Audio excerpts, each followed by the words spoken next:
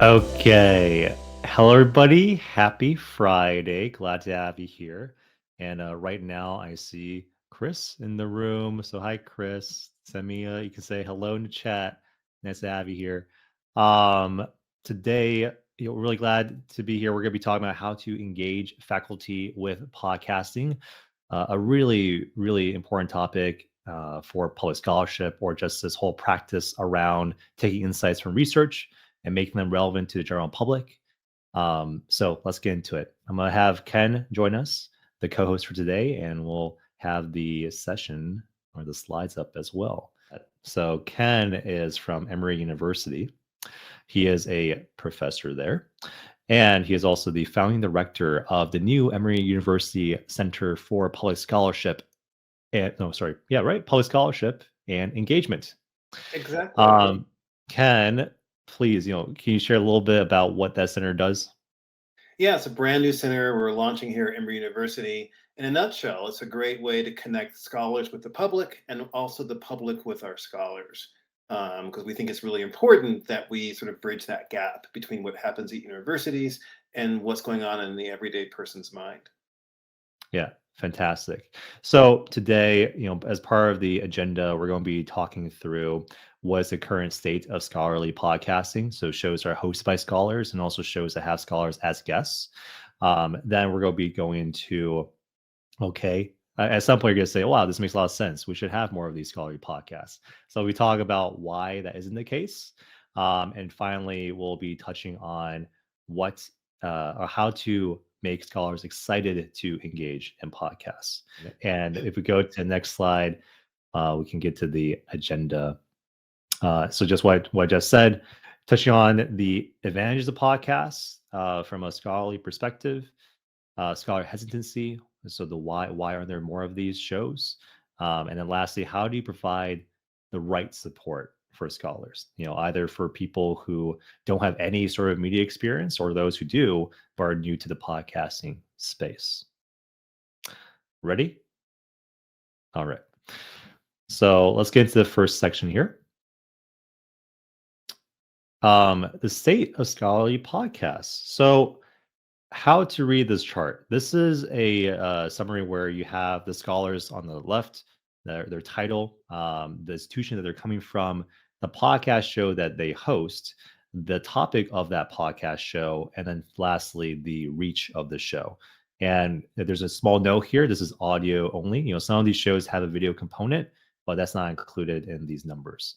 So you'll see on the right hand side, the range from 100 ratings all the way to 21,000 ratings, and it's ranged from 10,000 downloads episode all the way to, can you believe it, 1.5 million. It's really insane. And I'll start by saying, hey, this is a selection of shows. Of course, there's shows that are in the thousands range, and then shows that are in the hundreds. But I think, or I believe, that even at that number, it proves the value of podcasting compared to other traditional communication platforms or communication mediums for research. One thing to note is that this is a variety of topics, as you can see, coming from a variety of institutions. A note on institutions, I mean, these are all very top tier places, but there are definitely super successful podcasts from scholars that are not from the general top institutions. What we find is that, hey, for podcasts, it's the pull factor is more on the topic being discussed, and the skill of the scholar to translate that research knowledge into layman terms, rather than the institution that they're coming from. Um, and one more note here. So, the first two shows are shows that we produce at University FM, and then I'll talk about them in the context. So I'll talk about them throughout today, and I'll just highlight Andrew Huberman really quickly. So if you do not know him, he is a associate professor of neurobiology at Stanford University. And he started this podcast called the Huberman Lab, which is right now, I think, ranked number 3 of all podcasts. He is consistently in the top 10 Apple podcast charts. And this show started, 1 to 2 years ago. So it's not, very old. Um, and what's really fascinating is that he gets into these episodes that are 2 to 4 hours long, and people get through the entire episode. Maybe not one sitting, but they get back to it, right? But it's really really fascinating just seeing or just this fact that hey, people are spending 2 to 4 hours of their time purposefully listening to medical research. So why is that? All right, let's get the next slide. This is a screenshot from some YouTube comments on a video called "Can You Trust Andrew Huberman?" All right, and these are all fans of his show. And what was highlighted in this red box here is, well, to me, pretty striking. So, what's truly amazing is people listen to 2 to 3 hours of in-depth discussion on a single topic, especially at such a high academic level. People are starving for real information. So if you go into the history of this show, through some interviews, Andrew mentions that one of the core reasons he started it was because he really disliked seeing all this misinformation in respect to the health field. And he wanted to provide some research-backed, findings, but make them more accessible and approachable.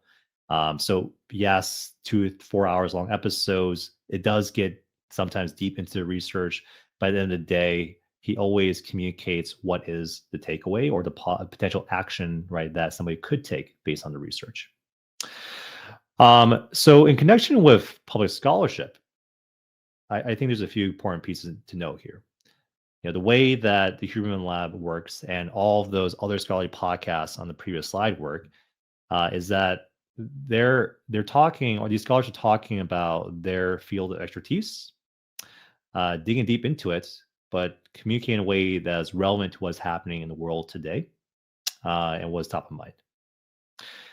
Second important thing to note here, uh, actually, just even from the second comment, you might have saved me from alcoholism and depression, and who knows, suicide.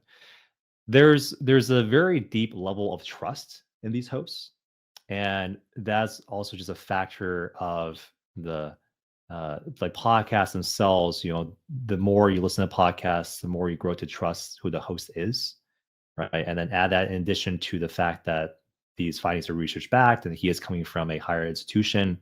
Okay, is building trust. And then lastly, there's this element of value. So, I'm of the opinion that the more scholarly podcasts out there, or the more scholars featured on podcasts, the better it will be for the general value or perception of value of higher education. Just by sharing this research in accessible ways, it will definitely boost the credibility, right, of the people themselves and the institutions that they are a part of. All right.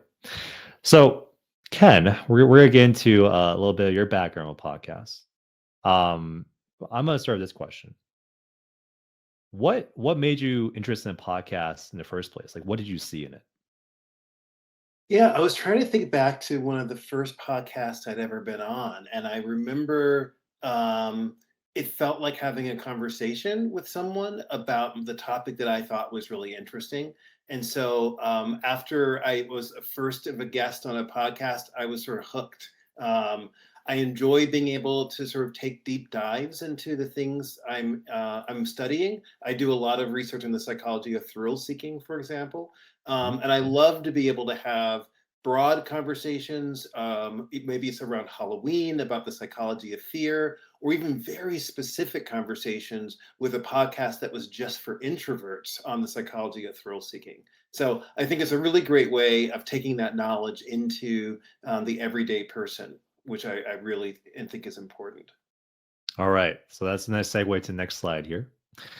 Um, one of the pieces that I think makes podcasts special for scholarly communications is that they're very niche. And when I say niche, I don't necessarily mean small. I just mean focused. Like it's very focused. If and I think that works nicely with research communications because yeah, some research it doesn't have the natural broader appeal of some other things. I don't know. Say for instance, if you're studying the hierarchy of ant colonies, right? But maybe there's something interesting there about how organizations are structured, something, right? So in my opinion, no matter how specific your research is, you can find a very dedicated audience to that topic. So on the slide here, on the left is a screenshot of Ken's, I guess, public speaking tour through TV, through radio, through podcasts, his articles, etc. And then the book that he mentioned, so Buzz. So Ken, just looking at his long lists, right? Sure, NPR features. He has some TV spots. Yeah, some articles right in the Atlantic.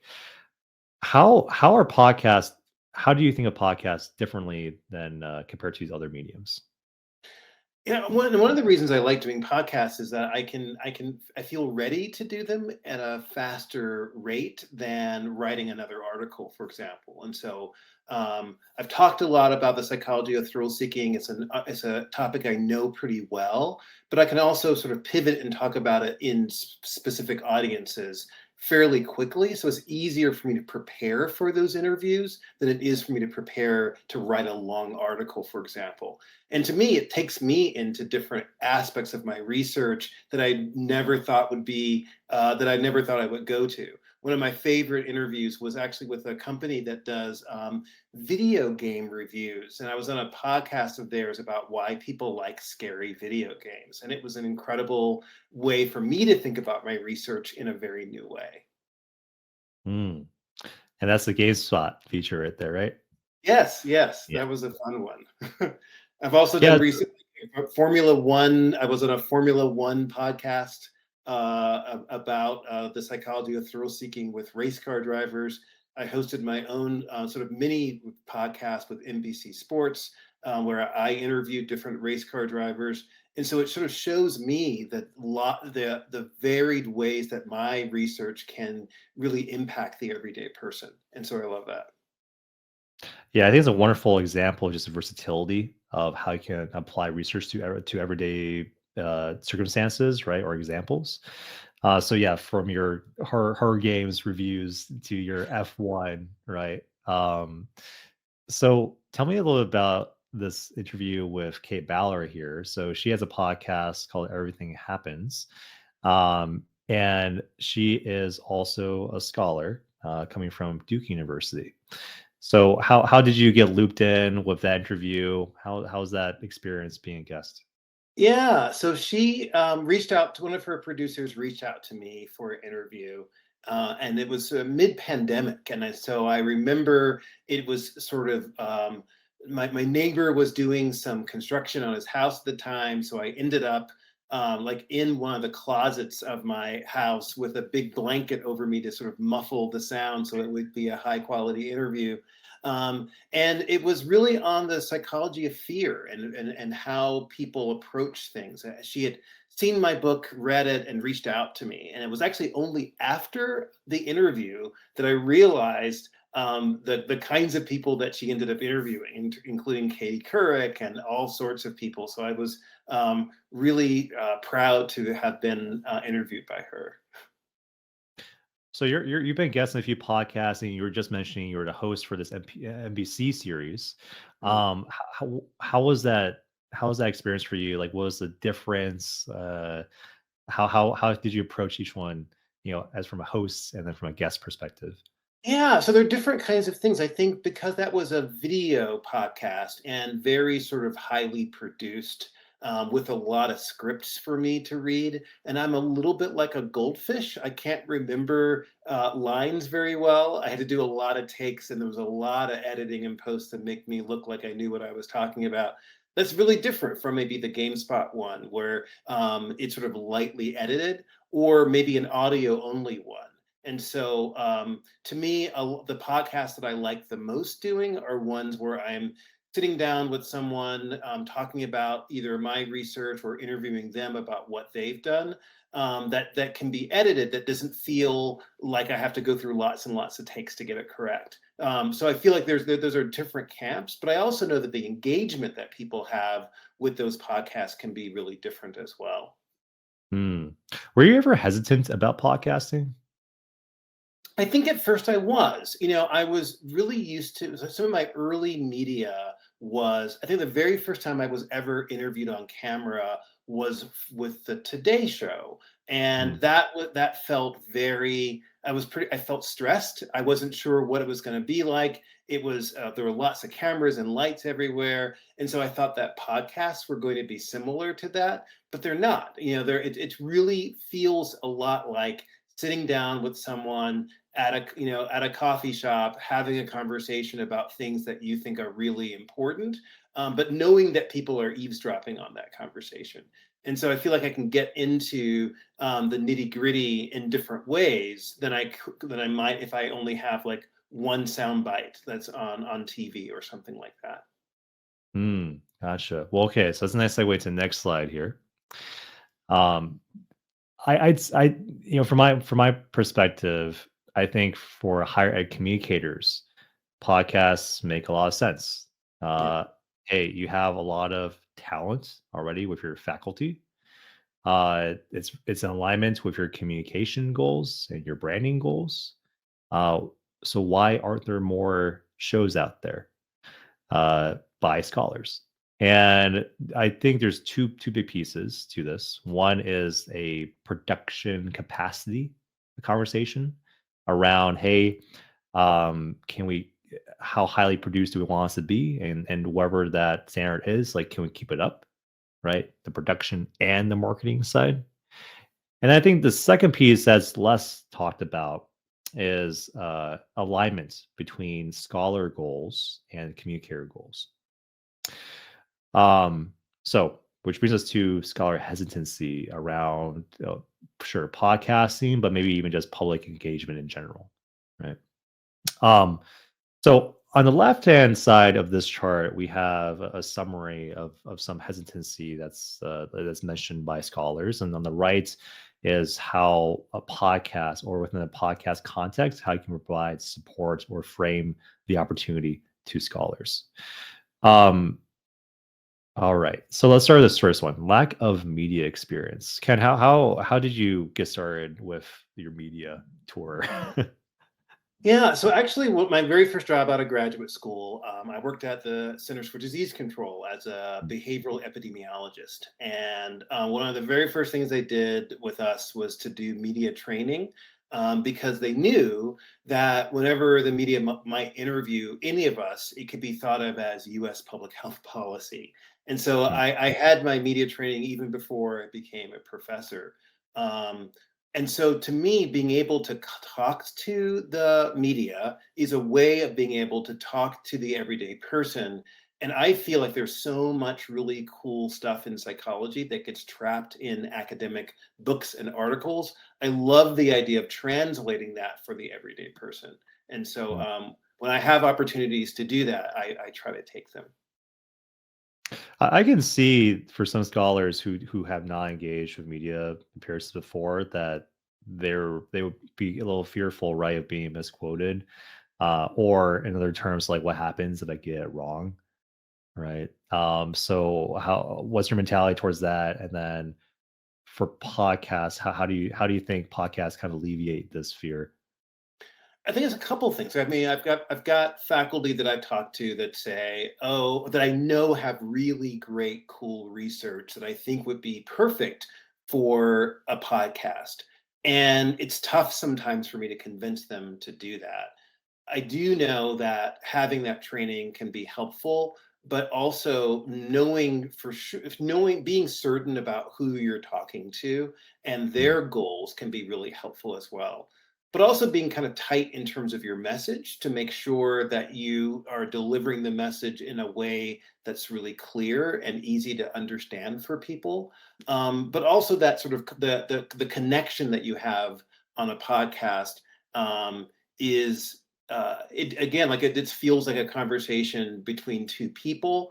and you don't have the lights and the equipment and the unfamiliar surroundings. That very first interview I did with NBC, with the Today Show, I was knee to knee with the person interviewing me with huge cameras and a big bright lights, and I didn't feel comfortable. But for It's not podcasts, natural.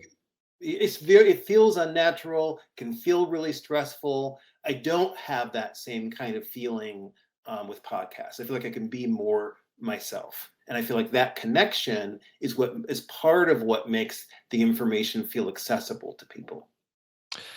From a scholar's perspective, when it comes to media training, what do you think is the most that they want the most from media training? I think there's a couple things. Number one, a little bit of practice to make sure they feel comfortable in doing it. Number two, knowing what the pitfalls might be and how to be able to navigate those. And faculty don't like not knowing the answer to things, and so knowing how to say I don't know in a way that doesn't make them feel sort of shamed in some ways. Hmm. How would you say that in a way that you don't feel ashamed? Well, so first of all, I try to make sure I have an idea about the kinds of questions that might be asked. Um, and after doing it a while, you sort of have an idea about what kinds of answers you might give. And I think it's okay to tell a person, hey, that's not my area of expertise, but then sort of let them know a little bit of a nugget of information that might be interesting as well. Yeah, yeah, and I think that's key. Just be able to focus, right, the conversation. Yeah, I think another aspect here for podcasts is the fact that in most cases they're not recorded live, right? So yeah, even if there was a circumstance where you think, "Oh, really didn't want to say that," okay. I mean, that's what the post production process is for, right? So yeah. so there's a little bit of a buffer, I guess. Yeah, and I think for the most part, a lot of people um, want you to look good, right? They're not there to embarrass you. They're not there to make you look bad. And to be and so for me, I try to listen. If I'm invited as a guest, I will listen to a couple of the podcasts to get an idea of the tone of it. And if it feels like a combative tone and that's not who I am, I don't want to come into that. It's okay to say no. Yeah, yeah. And moving to the next 2 points here. So not wanting to be a brand ambassador, that's selling the institution's brand, and not viewed as something academics do, right? This peer community. So these are both fascinating.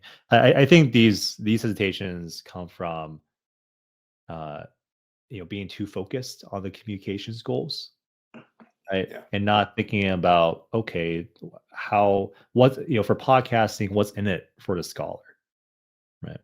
So let's go to the next slide. And we'll talk about what's in it for scholars. What did they Yeah. gain? So, Ken, this is a really fascinating story about your own book and the publishing process. Um, it's cool to me that you had a whole truck wrap for you for your book promotion. So let's start high level a little bit. What are some of the things that you gain from podcasting as a scholar? Yeah, I just want to go back to something you mentioned before about being a brand ambassador. I think that like faculty don't like to think of themselves as brand ambassadors. They like feeling celebrated, but I think that there is a connection between the celebration of the work that they do and being a brand ambassador. I think faculty don't realize that those things can be together. And so, to me, there was a lot of help with public scholarship, especially with podcast, on the journey of me sort of writing and publishing my book on the psychology of thrill seeking. And I will say that I am 100% sure that if I hadn't done that public scholarship, including lots and lots of podcasts, I would not have published my book on the psychology of thrill seeking. Mm. Why do you say that?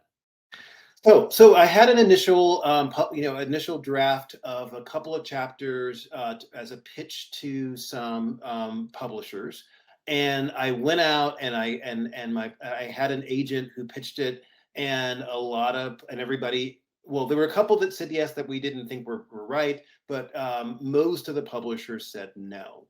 They sort of didn't understand like what the book was going to be about. Mm. But during that process, I kept writing, I kept doing interviews, I kept doing podcasts, I kept doing any kind of public scholarship that I could.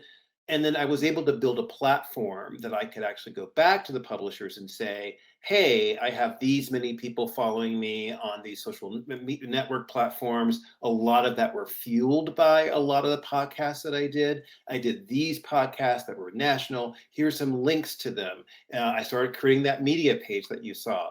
We went back to the publishers later, and one of the publishers that said no before, which was Cambridge University Press, came back and said, we are really excited about this book. In fact, they were so excited when the book came out, they sent me this picture here, which is a truck, a lorry, as they call it in the UK, that delivers books all around London. And they decided to wrap the lorry in the cover of the book to sort of celebrate that the book was coming out. I just think it's so impressive that the podcast helped you publish your book. It did. And I think And a lot of people think that like that podcasts are sort of an extra thing, but I mm, would not have had this book, which helped me professionally as my role as a faculty member, if it hadn't been for this book. can you talk a little bit about this idea of workshopping ideas during this, podcast guesting and all? Like how did that come about for you? Yeah. And so Buzz is a book about the psychology of thrill seeking. There are probably about 4 or 5 academic books on this, but no sort of book that's meant for the everyday person. I consider Buzz sort of a crossover book. It can be used as a book as an academic book, but it can also sort of written for the everyday person. Trying to figure out that translation piece, a lot of that came through the podcast that I did when people were asking questions or me trying to explain the different sort of neurotransmitters that are involved in thrill seeking. Trying different ways of explaining that on podcasts was a way of me sort of workshopping the individual book chapters, and it really shaped the way the book came out because of that sort of iterative process of those podcasts. And well, I find it very cool, right? Just through the process of doing more of these podcasts, it inspires, refines your idea. Yeah, also for the communication side of it, but the idea itself, the research itself. Yeah, yeah. How would have podcasts help, or how can help podcasts help with tenure?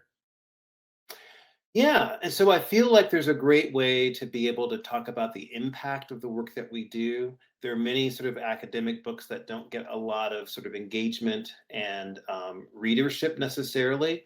But to me, whenever I talk about my book on podcast, I'm sure that I have more people that understand it, and I Mm, can talk about those metrics in a way that I think sort of shows the impact of what I do on the broader community. mm. So, okay. I think we've made a case here that podcasts are pretty valuable for research communications, whether you're hosting your own or as a guest. Uh, and through the process of doing a podcast, not only do they help get your message out there, but they help you refine your ideas. They help you make a case, right, for other projects. And in this scenario, they also help you potentially with tenure requirements. So, okay, there's a good amount here that can benefit the scholar, right, engaging with podcasts. Coming back to the hesitancies, because those are very, very real. So we're going to talk a little bit about how to help scholars, more easily engage in podcasts. So we go to the next slide here. Ken, I'd love for you to share a little bit more about what is happening at the center. Yeah. So last year, I had the privilege of being interim dean at Oxford College of Emory University. It's one of the 9 schools of Emory. One of the benefits of being a dean is that you have the ear of your provost. And so I talked a lot to the provost about this sort of passion I have about connecting scholars with the community and the community with our scholars. And he was very excited about the idea as well. So we're launching this new Center for Public Scholarship and Engagement at Emory that helps with that connection. Two big projects we're working on is an ideas festival that we're launching in the fall, September 20th in Atlanta or Oxford, Georgia. So if you're in the neighborhood, come by and see us. We're going to have 44 events over a weekend. Really, it's an accessible buffet of great ideas and knowledge. But we're also hosting a public scholarship academy that's going to be in May of 2025, where we're going to bring faculty from all around the country to sort of up their public scholarship game, whether it's training about podcast or how to be able to do media interviews, looking at the various aspects of how to increase that impact of what we do in our community.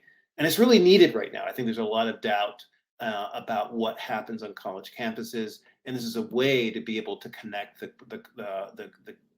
public with what we do in a new way. With the scholarship academy, why was it important to you that scholars come from all over, not just Emory?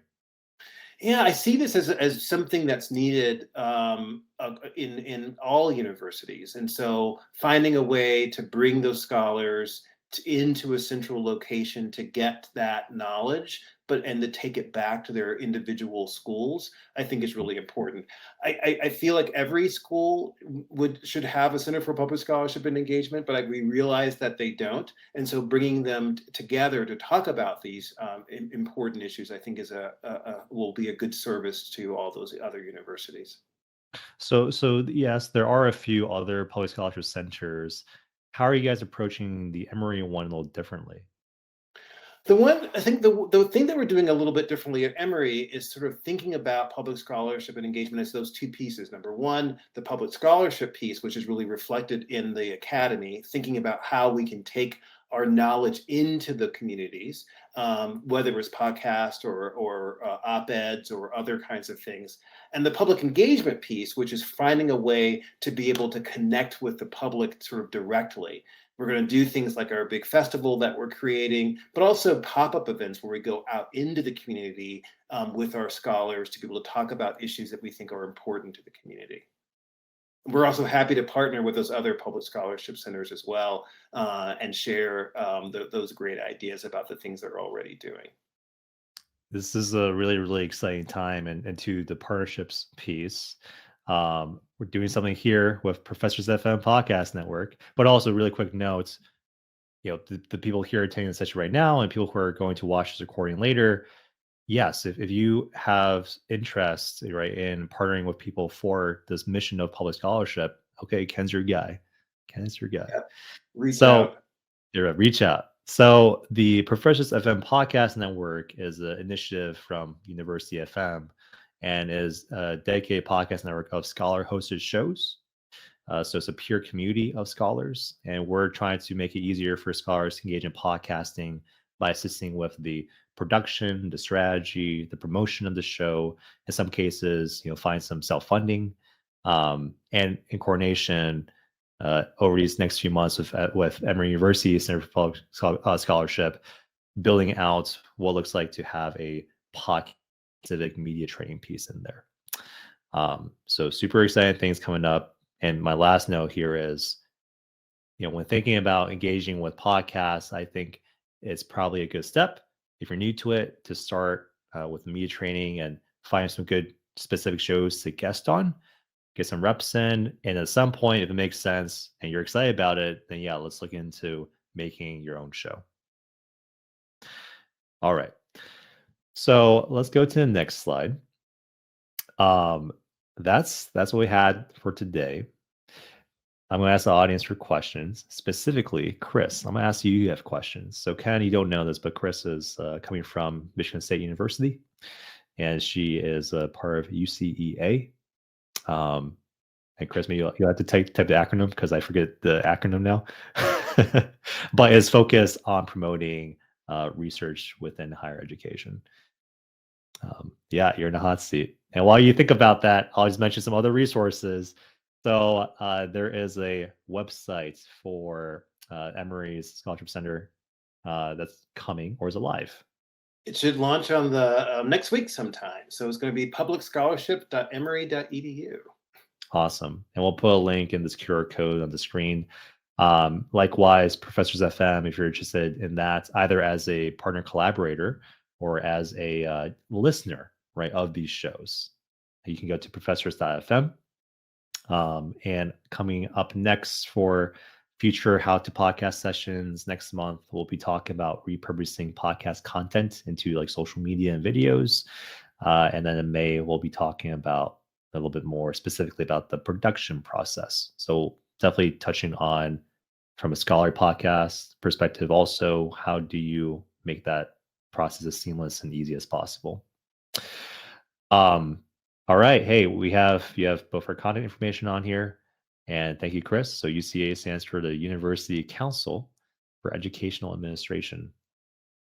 And here we go. Chris delivers. We got a question. What were some strategies that you used for building community to increase listenership for your podcast? What were some strategies that you used for building community to increase listenership for your podcast? So in your context, Ken, uh, Uh, did you did did you have some good like qualitative engagement from listeners or from people who read the book? Like, did that tie back to the podcast in some way? Yeah, I know that whenever I'm on a podcast, so I know that there's a little bit more of a demand for the book, which feels nice. But also, I get emails from individual listeners letting me know that, hey, I heard you on this podcast, and I want you to know that like listening to this really helped me to understand my son in a better way. Um, Mm, Hearing what you said helped me to understand myself in a way that I didn't understand myself before in the past. And for mm, me, hearing those stories about the impact of what I do on an individual person is everything. It really has a huge difference between writing a research article that maybe was read by some people, but I don't know how it might have changed their lives. So having them reach out to tell me that makes a huge difference to me. mm. That's special. And then I'll talk about this question in the context of some other podcasts. I'll use two examples here. So if I bring back the Huberman Lab with Andrew Huberman, what's fascinating about that show is that there is a dedicated subreddit that has, I believe, 250,000 followers on there, and this subreddit is not it's not managed by the Huberman team at all. It's actually all fan managed, and it what makes it even more special is that all the posts on the subreddit, which is really active, are summarizing things that people learn from specific episodes. And then when you click into these subthreads, there's actual conversations about how people have experimented or applied some of the advice, right, mentioned in the podcast. So that is a very engaged community. Um, Taking it back, more generally speaking, yeah, like the research itself, super detailed. Uh, Lots of numbers, lots of testing, lots of hypotheses. But just by taking the key relevant insights from that research and communicating a way of okay, what is actually applicable, or what is actually easier, or helping you think about things that are currently happening in daily life. That makes it much more easier for people to form a community around this research knowledge. Right. I'll use another example. So we had a show, All Else Equal, which is a finance business decision making podcast, and that one's more oriented around like mid and higher level management, but people who like make business decisions. And there's been a really strong community for that show too. That's international, so having the U.S., the U.K., Europe more broadly, and then even China. So there's an interesting thing happening here in terms of audience engagement, where you have these international audiences who really enjoy listening to these academic podcasts, because for them it's also a way to practice your English. So two different examples here, in addition to Ken's experience of how you can form a community around scholarly podcasting, which right, Ken? Like, it'll be hard to do that with like written pieces, right? It'd be hard to do that with like a TV feature.